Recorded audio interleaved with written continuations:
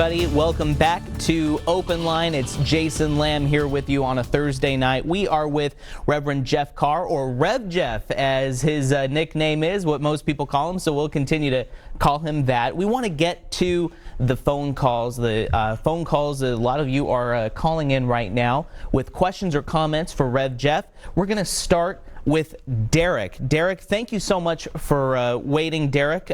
What is your question for Rev Jeff?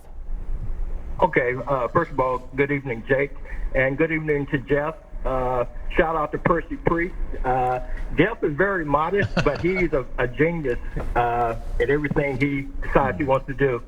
But as far as fixing affordable housing, I think first thing before you can even talk about that is let's talk about fixing wages.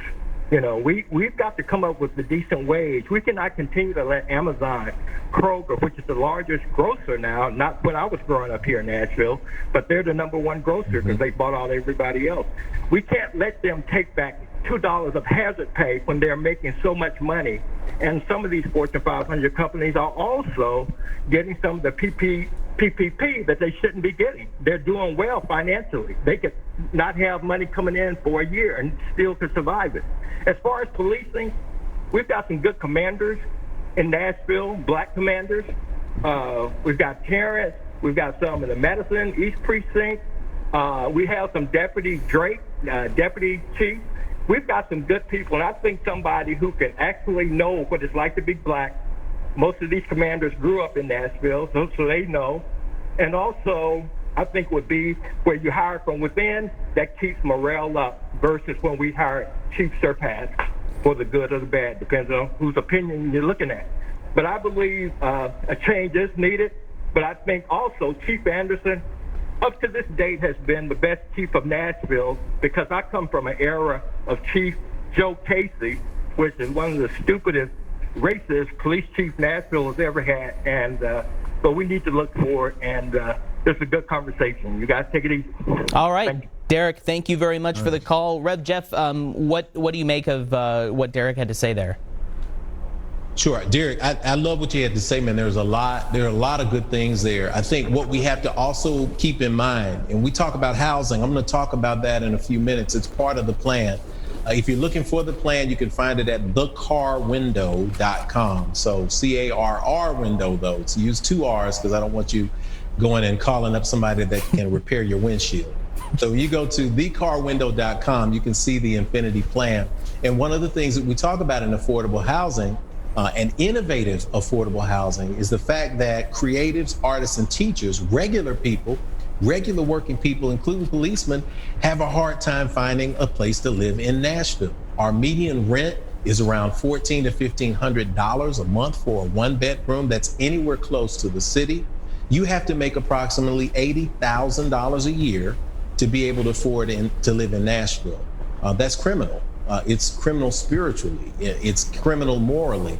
We have to find ways to address that. In terms of policing, one of the things that can be done with a true blue ribbon committee with a lot of stakeholders that are diverse, we get an opportunity to allow that committee to weigh whether there are successful in-house candidates or if it's a time to go outside of Nashville.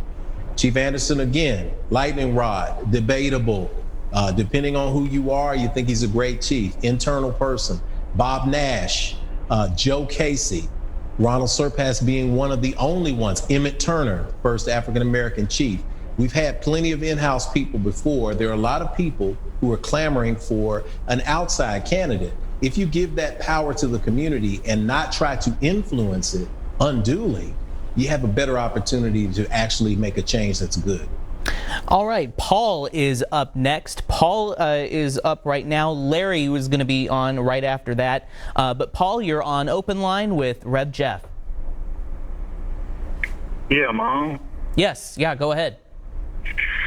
Okay, as far as affordable housing is concerned, it is not up to the taxpayers or y'all's local government to make housing affordable. If you can't afford to live in Metro Davidson County, you have the choice to move outside the county where you can afford it.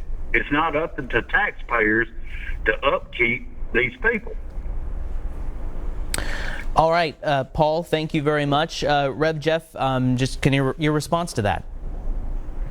Sure, Paul. I think I want to make sure I define for you, brother, what the term affordable housing means.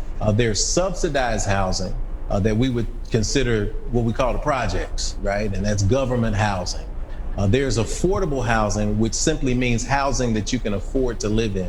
Most people, many people who are in the service industry, many people who are in the essential jobs that we're putting out into these spaces, and even now policemen and firemen are having a struggle with affordability. If you're making $45,000 a year as one of our law enforcement professionals, and you're making that money juxtaposed to the $80,000 a year that it costs for you to live here, that's completely unaffordable. It doesn't mean that the government in Nashville has to build houses, but it has to reward innovation by being supportive of people who are going to build innovative housing that is accessible and affordable. And one of the proof of concepts that we have is a model in the Infinity Plan where we're not asking for anything but government infrastructure support, but we're asking for regular people who are willing to contribute to help raise the money so that we can build a place for people to live in affordably. All right, and we definitely want to get to those other topics as well. But first, Larry, I know you've been waiting long on the phone here. Larry, you're on with Rev Jeff. Yes, sir. I have a problem with the word trespassing. The state house that we have in Nashville, as a matter of fact, all government buildings are paid for and maintained by the taxpayer. So the government that we have in Nashville needs to recognize the fact that they're there at our request because we own them, because we bought and paid for them with our tax dollars. I'll get off and let you comment. Thank you. All right. Yeah, that's awesome. Yeah, and talk just a little bit about that, because I know you've talked about sort of the pain that people are feeling right now. Sure. Larry, Larry, thank you for that call. Thank you for that clarification. And it does mean something. When people are paying for property, when they're paying for government building, paying for the very electricity in that government building, it is their right to actually be in that government building. It's their right to protest. It's their right to speak out. Today, the Capitol Commission voted to remove a bust that was offensive to a number of people of Nathan Bedford Forrest. And that is a process that came about because for the last decade or more, various groups of people have been protesting inside and outside to make sure that the government reflects the will of the people. When I was a young man, I was 21 years old. I was president of the Student Government Association at Tennessee State University, which is a state school. We also paid tuition to be in that state school. And yet we received half the money that the other schools in the Board of Regents system received. So we had a 14-day sit-in. We did a hunger strike on state property. And eventually the governor, Ned McWhorter, who became a friend of mine, spent $120 million on the school. So if you've been there in the 90s beyond, it's up to this time, and you see the new improvements there, it was because people who are taxpayers, tuition payers, and people in the community exercised their right to say, if there's an inequity, we have an opportunity to fix it, and we're not trespassing because the property is ours. All right, we have a lot more to talk about, and we're going to continue the discussion on Metro schools and a very unique plan in this Infinity Plan. We'll talk about that on the other side of this break with Rev Jeff here on Open Line.